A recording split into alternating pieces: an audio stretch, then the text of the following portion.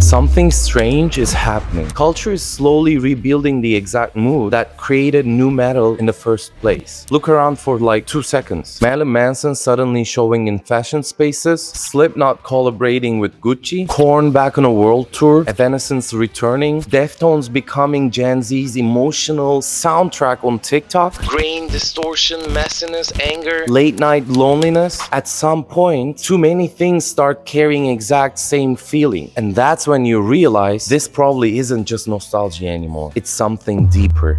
Every generation usually gets some kind of emotional anthem. Pink Floyd had Another Brick in the Wall. Grunge had Nirvana. Early 2000s kids had nu metal. But Gen Z kinda grew up emotionally fragmented, hyper-connected, but weirdly alone at the same time. And honestly, I think that changes people more than we realize. The World Economic Forum literally talks about Gen Z being shaped by anxiety, instability, identity pressure, and digital overload. And after a while, constant stimulation does something weird to people. Like you stop feeling normally. Everything starts to feeling flat. So people start craving for intensity. For years, the internet rewarded people for looking emotionally controlled, calm, polished, self-optimized. Even rebellion started feeling curated. But people can only fake perfection for so long before they start craving something real again. And lately, it feels strange how aggressively certain emotions are being reintroduced to culture all at once. Aggression, distortion, chaos, defiance. Almost like the world is slowly making rebellion feel attractive again. Because historically, anger usually comes back right before major cultural shifts. And that's why Deftones suddenly feels so current again. Not because people missed the 2000s, but because modern life genuinely started feeling like a Deftones song. And honestly, I think most brands are still reading culture completely wrong, because this shift is way bigger than music. People are tired of emotionally safe everything, which probably means the next way of branding gets rougher, darker, less polished, more specific, more human, less perfect,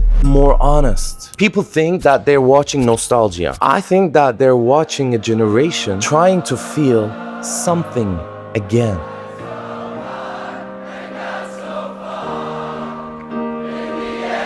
I'm Behzat. I study cultural signals before they become obvious, because the brands that survive next decade will be the ones that understand people emotionally before everyone else does. Most people look for trends, I look for signals.